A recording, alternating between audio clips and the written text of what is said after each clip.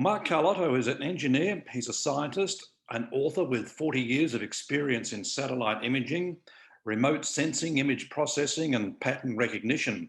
He's also written over 100 technical papers, as well as 8 books, but it's his last 2 books that must be must reading for everyone. His most recent, Not of This World, an emerging picture of the UFO phenomenon, and a book released in 2018, Before Atlantis, new evidence suggesting the existence of a previous technological civilization on Earth. Mark is joining us today and we're talking about his latest book, Not of This World. Hi, Mark. Dean, how are you? I'm good. I mean, I just spoke about the last 2 books you've written. I just find them absolutely fascinating. And the one in 2018, I think what I'm hoping to do, maybe do a separate interview on that, because that on its own is just it's just dynamite to talk about Before Atlantis. But Not of This World is equally as fascinating, and you're certainly a guru, I guess, of studying anomalous phenomena. So when did you actually take an interest? Well, it was the face on Mars that got me started in the mid 80s. I saw an article in the newspaper and something just sort of shifted. Mm-hmm. I think I got bit back then, and it's been with me ever since. Yeah. Did you start all this with a skeptic attitude? I'm really I'm not a I'm not really a good UFO investigator, or at least the classic type, which is very skeptical. I tend to accept the data as is, and then I try to understand it. So I never was really, although some of my early work was in trying to determine whether some of the photos, the Gulf breeze photos in particular, back in the 90s were faked. It's really not my thing. I tend to be, assume that that's a legitimate phenomenon out there, and I try to, use my tools, my toolbox to understand it. Mm. Well, your book covers a lot of cases that you've looked at. You mentioned the face on Mars, but which ones did you find the most fascinating? So from the face on Mars, I didn't deliberately get into UFO investigation. Bruce Maccabee asked me to take a look at some photos from Gulf Breeze, Florida, back in the late 80s, and I did a little work there, and I kind of did some work, and then I got back into, well, mostly my day job, because I don't do this full time. And then a number of years later, Richard Hoagland asked me to take a look at some videos from the space shuttle, STS-48, which showed some anomalous objects in space. And I got into that for a while, and that's also in the book, as well as the Gulf breeze analysis that I did. And I sort of dabbled in space shuttle videos for a while. I analyzed a few others. I started writing a book, and then, ebb and flow of life, I got drawn to other things, and I sort of put that away for probably about 25 years Mm. until most recently. Yeah, the book itself, Not of This World, is a great book for those who love to look at look at statistics and numbers. Yeah, there's I write up front that I hope I don't scare too many people away, because there is some math in there, but it's not it's meant to sort of illustrate and explain.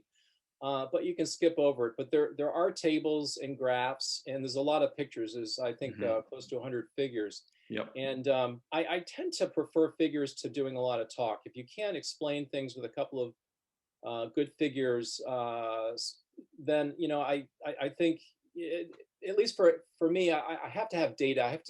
I don't like to speculate. I like to be able to say, this is what I think, and then point to the data, and that's what I try to include in the book.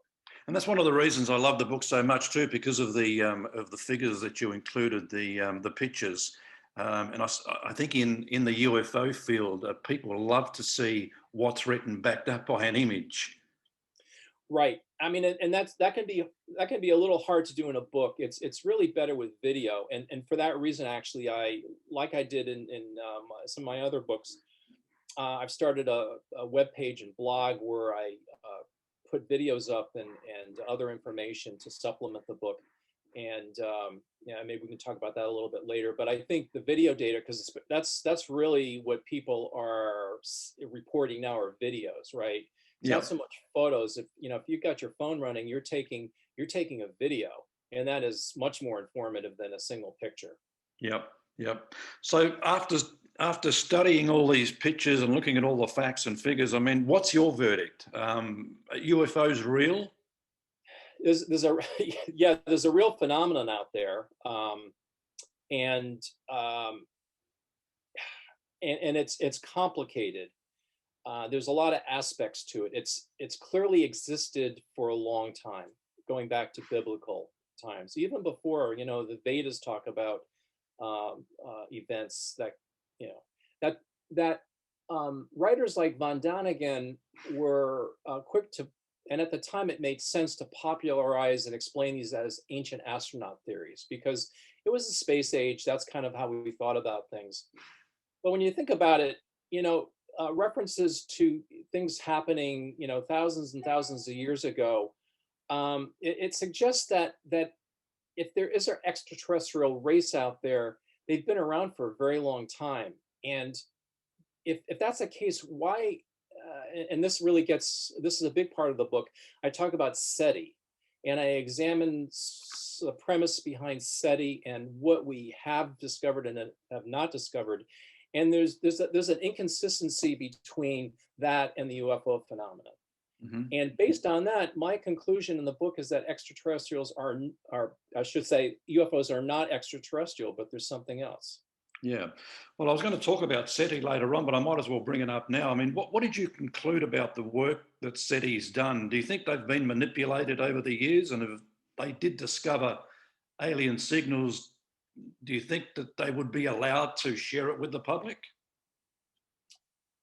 Well, this goes back to the Brookings Institution report, and there's a lot of people have speculated on that, and clearly, we saw the Navy release these videos, these Tic Tacs back in 2020, and so there is some disclosure going on. So there there clearly is some acceptance of our ability to maybe handle the facts. So I think Brookings was really an extreme interpretation of how we could react, and perhaps it became the rationale for how SETI has conducted its research. By that I mean, if you look at classic SETI programs, and it's changed a little bit in the past few years. Their traditional approach has been, let's look either long time ago or far, far away at distant galaxies. Nothing too close. In other words, when we discovered possible evidence on Mars, they were quick to say, well, there's no way, it could have gotten here, and they're always quick to dismiss, evidence. The theories are great. They sound really good, but as soon as you start talking evidence, then they get really a little nervous. And I think it's because any evidence now will begin to affect, chip away at the currently accepted paradigms. And they're very much keepers of the existing Western reductionist paradigm, which is reflected in the whole basis, the whole theoretical approach they have towards SETI, which is the Drake equation, how life develops, evolves, and then develops different technologies. And my it's not my theory, but there's this principle of mediocrity, which states that we're not exceptional. In a bell curve of civilizations, our civilization is average. There are civilizations that are more advanced and less advanced. And so given this principle, and this is mainstream thinking, mind Hmm. you, the idea then should be there's going to be all kinds of stuff out there, all kinds of civilizations. Some will be like us and will be emitting radio signals. Because they probably developed cell phones and our technology like TV and radio like we did. And so they should be out there, but we haven't detected them. So what I do in the book is I kind of question some of these assumptions, and I turn the SETI equations around, the Drake equation, and I actually use it to, I think, present an argument, a quantitative argument for why UFOs are not extraterrestrial. Okay. Can you share that with us? Yeah. So if so think about it. You have the UFO phenomenon. There's something that we're observing. It's reports are everywhere. It's increasing. It's persisted for thousands of years. Yet we don't have a single radio transmission from a distant galaxy. There's been countless false alarms. Um, we know the paradigm. It's what you see when you watch the movie Contact. It Mhm. just hasn't happened that way. So if that's the case, uh, then consider how our technology, if we're typical, how we've developed. First, we developed physics and capability of radio and television, and then rockets and space flight. And our information technology is, going up at Moore's law rate. It's just, it's growing, at an incredible rate. Information technology, anything having to do with information. Um, DNA sequencing, the number of transistors on a chip, memory densities, all that sort of thing. You look at rocket technology, and we're talking about Artemis and Starship. Starship is a chemical rocket. These are all chemical rockets. Mhm. 50 years after Apollo, we're still talking chemical rockets. Now they've got, supercomputers and advanced technology, and they have incredible capabilities, but they're not ion or nuclear propulsion, means of, doing interstellar travel. So in a sense, our rocket technology has sort of plateaued out, whereas our information technology has continued to increase. If we're typical, then that means there's a lot of civilizations out there that should be communicating, emitting radio waves. So we should be picking up signals, but because interstellar travel is so hard, because it's harder to make an interstellar spacecraft than a cell phone, there shouldn't be any UFOs or any of this type of phenomenon. But the reverse is the case. There are no signals and there are tons of UFOs. So it's a conflict. Mhm. And so, and based on this paradigm, it suggests that that UFOs are not extraterrestrial. That it's a different phenomenon. Um, Now, I'm not saying that there aren't extraterrestrials or I don't want to be categorically, denying this or that, but it seems like the evidence suggests that that may not be what's behind the phenomenon. Maybe something else. And Mm. I'm sort of uh, tending towards other possibilities. Well, people would say, well, couldn't the extraterrestrials be disguising their signals so we don't pick them up? Right. And people have suggested that, well, maybe they don't use radio. Maybe it's all, some exotic technology, or maybe it's mental telepathy, or psychic, other modes, other modalities like that. And that's certainly possible. But again, going back to the principle of mediocrity, there's a whole range of civilizations out there. You know, the SETI scientists say there are probably millions of civilizations. So given that, and I know some of them are far away, but some are closer, some are more advanced, some are less advanced. We should have picked up something. Mhm. And think about this: we haven't even discovered. There's no hard evidence that there are even microbes on Mars. After all these attempts, all of this analysis, there's been no evidence of anything in terms of fossilized life that one would expect. If Mars did have life for a billion years or two, we're not seeing anything. I'm not saying it's not there, but it's not obvious. And life, and so what I'm suggesting is the prevailing paradigm may be wrong. The way they're thinking about it, the way NASA and SETI they're thinking about extraterrestrial life and other civilizations may be fundamentally wrong. Right, right. I guess the other major player here, but it's not mainstream, are the contact experiences. And I could produce dozens and dozens and dozens of people I've interviewed just in the last 12 months who are contact experiences who tell me and have told me on air that yes, they've gone up in the ships and they've been taken, out of our system. Um, so as an argument against the fact that there isn't any extraterrestrial life, these people would tell you categorically, yes, there is. But their argument, would not be accepted in the mainstream, and that's the problem. Yeah, and don't misunderstand me. I totally accept these reports and these experiences. I don't believe people are making them up. Um, I just think the phenomenon is more than a physical phenomenon. I guess that's kind of where I'm going with this. When they started looking at the tic tac data, they're measuring accelerations of thousands of Gs and incredible accelerations and speeds.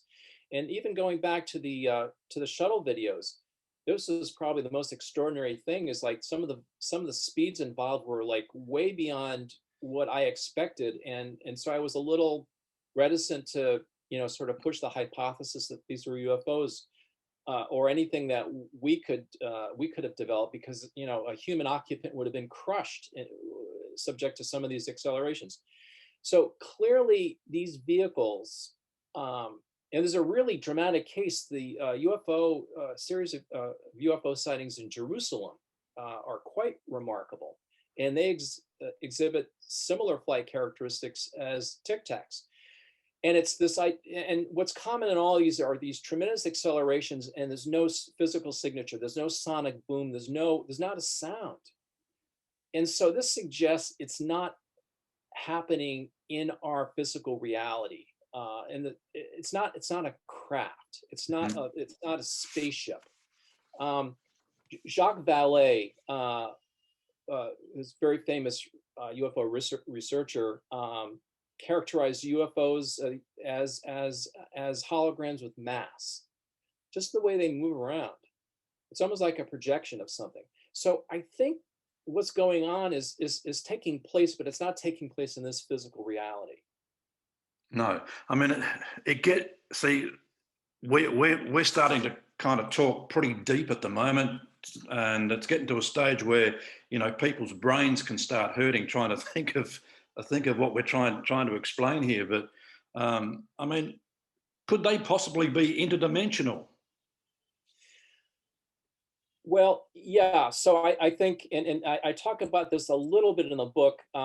One possibility is this fifth dimension, this Kaluza-Klein five-dimensional model of the universe that was first proposed in the 20s, I think it was, as a means of trying to explain or trying to unify the all the different forces in nature. And I think you can look upon it as a physics problem. The fundamental obstacle I see, though, is if we are, if we're limited to we're limited to 4D space time. How are we going to experience this fifth dimension? How are we going to get into it? It's sort of like if you're living on a sheet of paper, how can you possibly know the space that sheet of paper exists within? And so I'm not sure that the approach is totally physics based. And I'm a meditator, and I believe in spiritual experiences. And I think that the spiritual realm and the realm of UFOs kind of is one and the same. And Okay. I think it's an area. I think that's an area of that it's certainly open to investigation and further research. Well, the CE5 contact experiences, Ray Hernandez produced a massive, massive report after interviewing thousands and thousands of experiences, and his conclusion is that it's all interrelated. Spirits, ghosts, orbs, UFOs, whatnot, it's all interrelated. So it kind of backs up what you're saying. Yeah, and it's even you even find this in the Bible. the Book of Enoch talks about the Watchers, and Vedic texts talk about avatars, and these are gods or demigods that they come here and they sort of keep things running.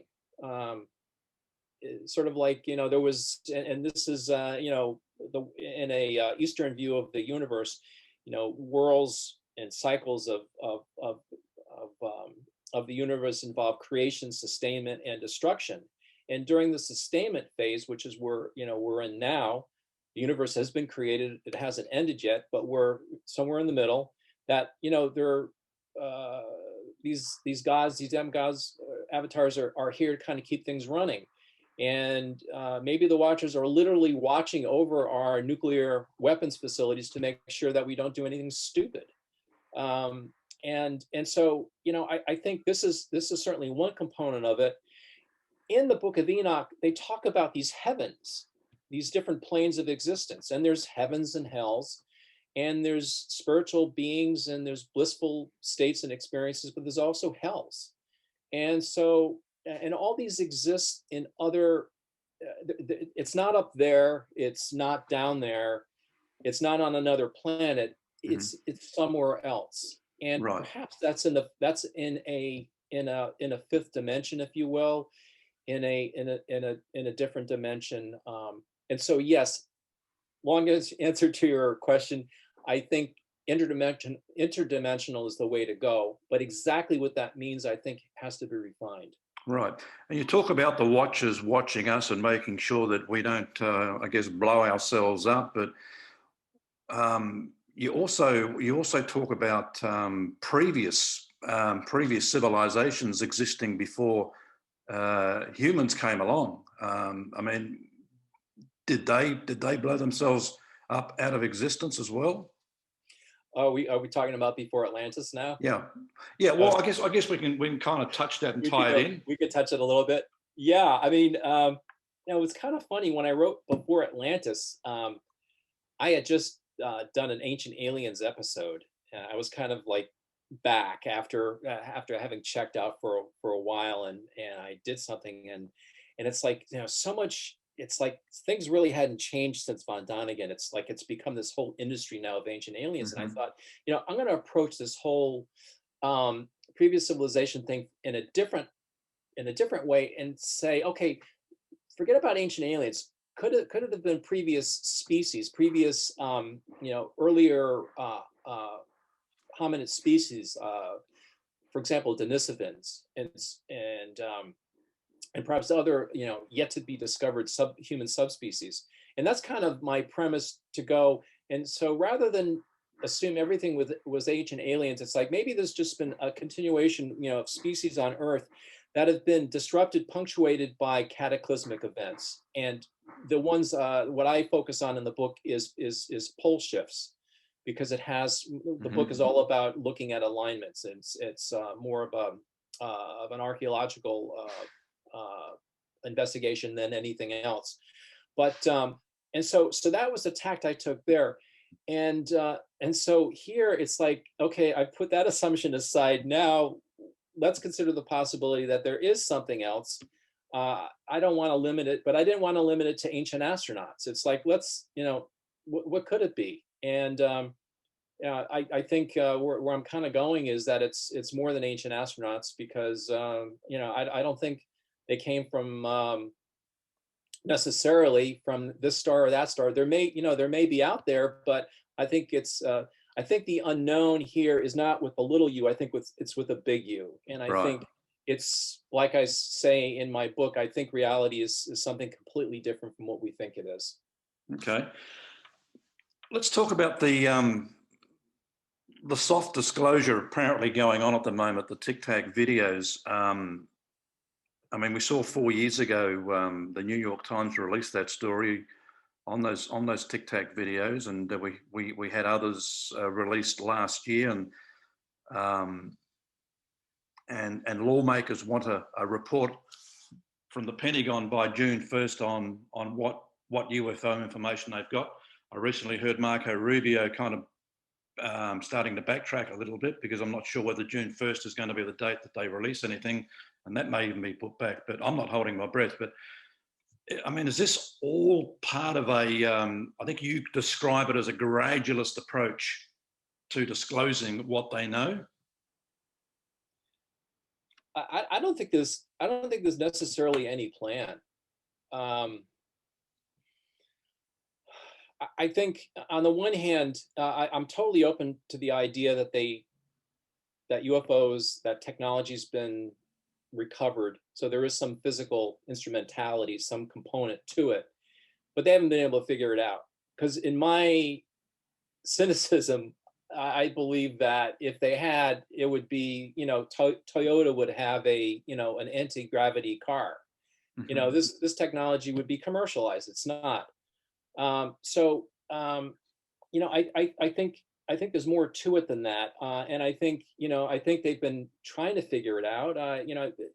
You hear reports of this technology or that technology, but it never really pans out. You hear stories about they're going to there's going to be this big disclosure, never happens, and I'm not sure there's any real plan. I think what happened was, and I think Luis Elizondo, if I'm pronouncing his name correctly, did a Mm-hmm. great service by trying to get these videos, by getting them released, because it's now opened up. It's sort of like the government's admitted, yeah, there's stuff going on that we don't really understand, and it's almost like we're open. We want some help. That's the way I view it. That maybe independent investigators, such as myself, but I think there's, the ones investigating the Tic Tac videos have some incredible credentials and skills that they're going to be able to bring a lot. And there's already some theories about how these things might operate, physical theories, which is, like I said, I think part of this, I think, the big, the capital U is still to be investigated. So I think there's other modalities as well. But Right. I don't think there's been any plan. I think it's just kind of evolved. If there's any plan, it's not a human plan. It's the other's plan. If that makes sense. Well, that's what I was going to ask you. Do you think, I mean, everyone seems to point the finger at the government, but I think there's a tier or two beyond the government that are making the decisions here, and it could involve the others that you speak about. Yeah, I don't think the big decision makers or the Trilateral Commission or these other groups that or the global, what's the big concern these days, that there's this global, the global state Mm-hmm. conspiracy or whatever.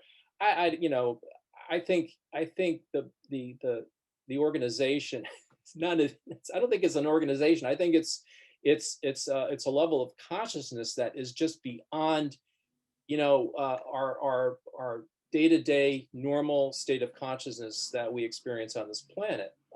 I think it begins to maybe tie into states of consciousness one experience, maybe one begins to experience when they first take drugs, but then as they meditate and they have spiritual experiences, they begin to realize there's a bigger reality out there. And I think that's where this comes from. But it's multifaceted. There's good and bad, and I don't think I don't think they're saviors or anything like that. We're still very much a human. We're still on our own. We still have to figure things out Mm-hmm. ourselves to make our own decisions and be discerning and critical. And this is a classic exercise in critical thinking and discerning and using judgment and so many other things. Yeah, yeah. What did you find out about NASA's apparent attempts to conceal unexplained objects in space? Um, yeah, people say that they block, they've erased objects on the moon, and one of the things I've done is spend a lot of time looking for anomalies on the moon, and we found a few. I don't know what they are.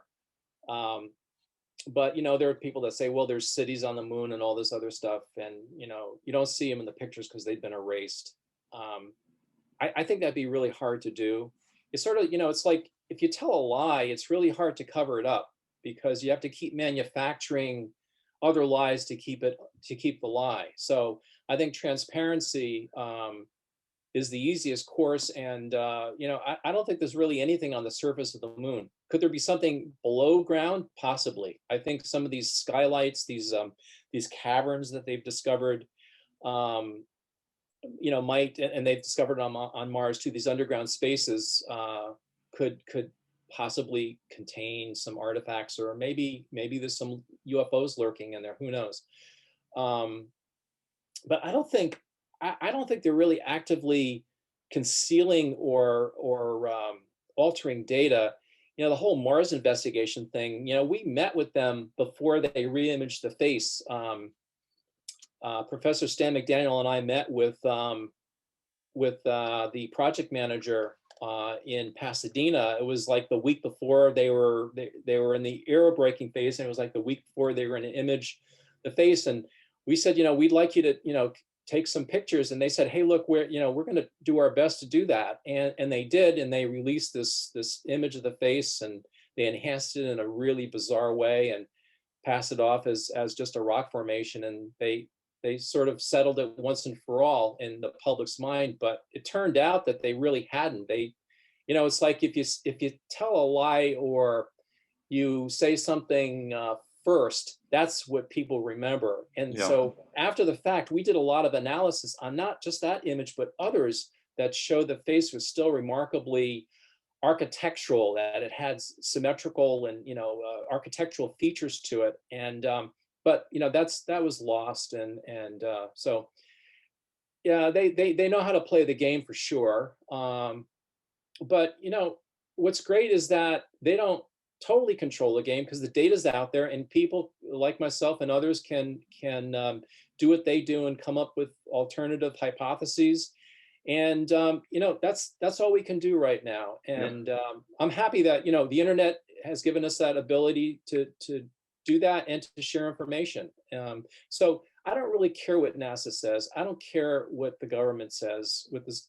It'll be interesting what the UFO report says, but it doesn't change anything fundamentally. No. I mean, people are picking up stuff with their cell phone that is really hard to explain. On my blog, I'm sorry, it's called Not of This World, UFO.com.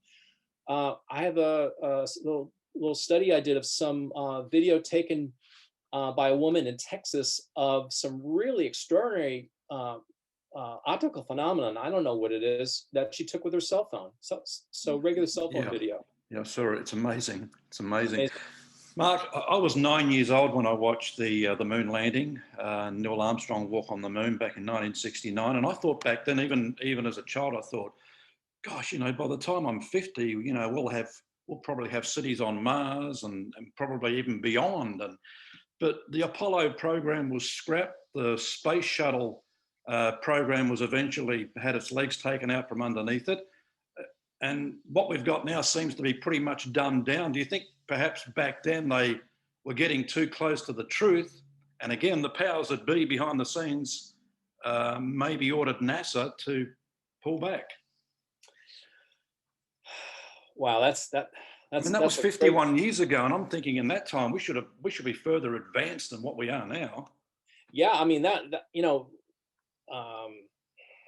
there were plans to go to Mars. One of my early colleagues back in the Mars investigation, he's the late Apollo astronaut Brian O'Leary, who was going to be he did his PhD thesis on Mars. On subject matter was Mars, and he was going to go to Mars. He was going to be trained to go to Mars, be part of that mission. And the thought was, that might happen in the 70s or the 80s, and then and so I think part of it is political. I think we did Apollo for political reasons, and we had to beat the Russians, and we had to demonstrate our technological superiority, and so it was more. I think it really was more of a stunt than anything else, and there wasn't really the clear need for a continued space program at that point. Now it seems to be changing a little bit now that with SpaceX on the now being the player. I mean, they it's not NASA anymore, it's SpaceX. Hmm. They have the capability. NASA will pay them money and give them uh, you know work to do, and they will put their logo on their rockets, but it's SpaceX. It's privately developed technology, and they're quite remarkable. I applaud Elon Musk for what he's done, and it's exciting times. Where it goes, though, I was just this morning. I think I was looking at some pictures of what it's going to be like to live on Mars, and I don't think I want to go. I think I prefer New England. Uh, Hmm. you know, Well, I mean, I kind of let myself become a hermit probably too much, and I'd be gone in a flash. I mean, that kind of isolation would suit me down to the ground. yeah, I know. So have I. COVID. I've gotten a lot of work done with COVID times. But but I mean, just to be able to breathe air and be around green things and living things. There's nothing is alive on Mars. We have to bring it all with us. And an interesting question is, could it be terraformed? That was a question raised back in the 70s and 80s, and there's an approach to do that, and it would be interesting to see if we could turn it into a green planet again. Of course, it wouldn't last because it doesn't have enough gravity to hold on to an Mhm. atmosphere, and it doesn't have plate tectonics for recycling carbonates and things like that. I mean, Earth is really quite a remarkable place. Um, so yeah, I don't know. I always thought, yeah, it was going to be. I grew up watching Star Trek, and figured, yeah, that's where we would be at eventually. But I'm not so sure anymore. Yeah, there may be some human colonies in the solar system, but without advanced propulsion, unless we develop a warp drive, um, yeah, I don't see how we're going to get out there, and I don't know where we go from Mars. Yeah. Well, there are three questions that you've probably answered them in some way already, but there were three questions you asked in the preview of Not of This World. And one of them was, is Elon Musk's vision of humankind becoming a multi-planetary species the next stage in human evolution? I mean, I found that a fascinating question. I think he sees it as a fait accompli, because he subscribes, as most do, to an evolutionary way of thinking where we have been following this trajectory. In fact, from the beginnings of life on Earth through the Cambrian explosion, through uh, Homo sapien and Homo sapiens sapien, to radio, to rockets, to what's next. We've been following this path, and I think I think that's how you would extrapolate it, but it doesn't seem as if it's going that way. We haven't. If it were going that way, um, then there should be some evidence. There should have been, some additional developments in propulsion technology. It seems like we've kind of hit the wall there. It Hmm. seems like there should have been some indication that there's others out there, and we don't have that. And I don't know. It's a really hard thing to break down. It's a feeling that I have, more than anything else. I just don't feel like it's really going that way. Yeah. Um, and I think the mistake is, by putting all your eggs in that basket, then and I used to always be, I used to always hate people that would say, well, we need to take the money from the space program to solve problems on Earth. I've kind of come around on that, and I really think we need to spend a lot of money to make this, take care of this planet. I think it's very special. Doesn't mean we can't do the other as well, but to go to Mars and trash the Earth doesn't seem to be a good solution, I think. No, no, no. The second question related around Are there aliens out there waiting to detect a warp signature or some other indication that we've reached an advanced stage of technological development and are ready to join a galactic federation, such as in Star Trek? So I guess this winds back to the SETI issue of not being able to find a signal. Maybe they're not ready to deal with this until they can detect that we're advanced enough to deal with them.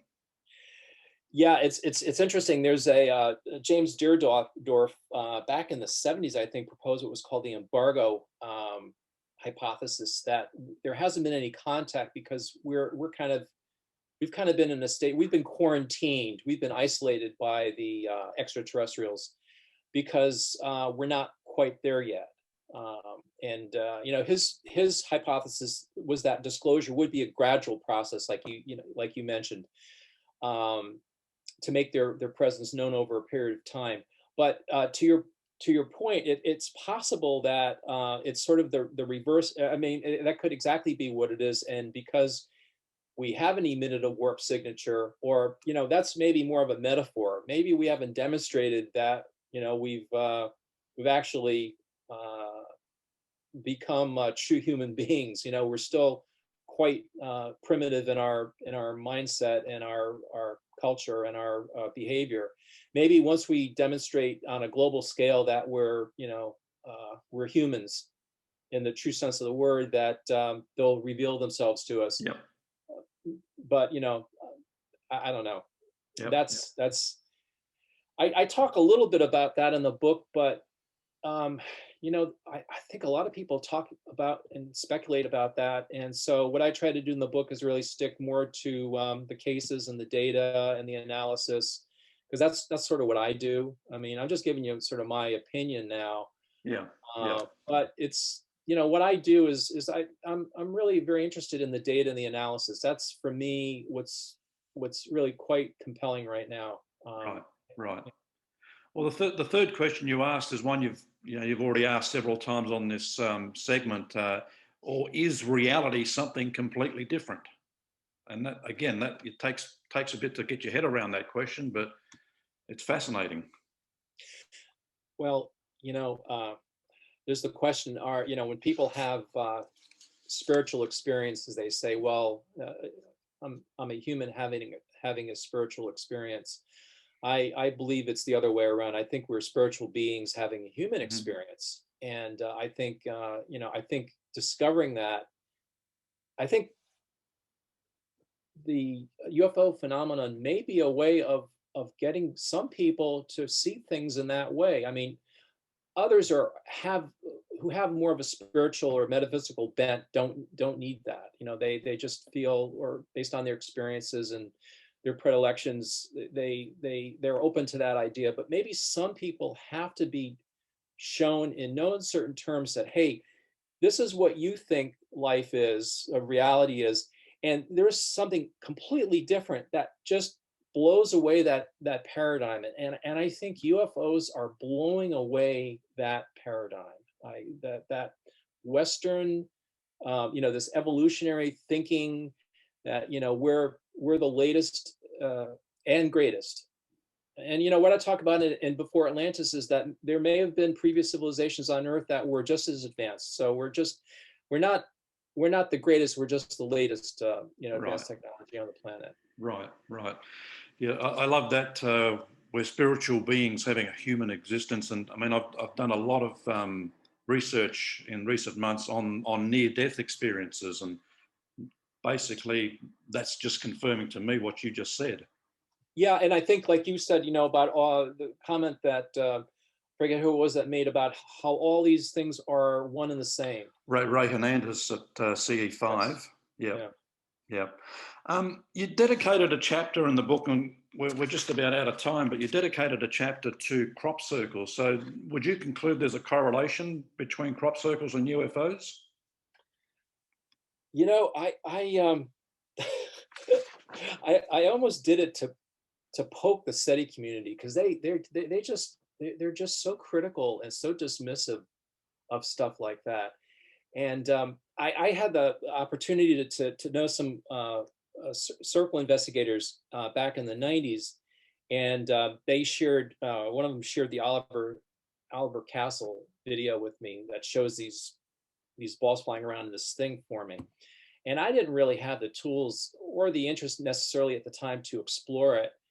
But as I researched it, I thought to myself, well, let me look into this a little bit more carefully, because someone had actually determined that there was that the hoax was actually not really, it couldn't be proven.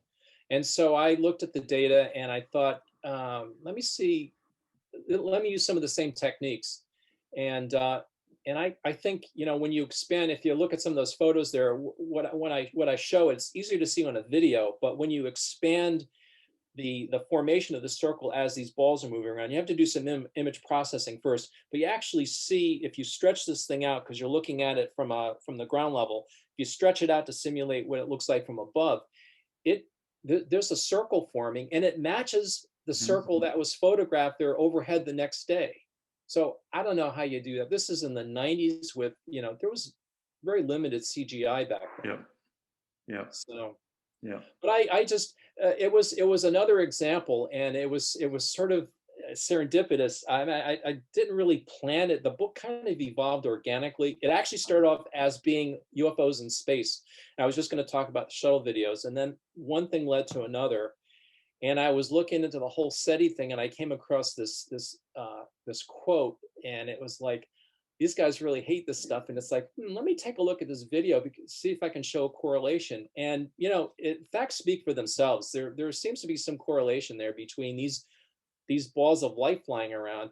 They, were they Tic Tacs? I don't know what they were, but there's something, and they seem to have a physical effect on the environment. And there's there's another circle case that has there's similar effect on the environment that's talked about in the book. So it wasn't the only example. Yeah.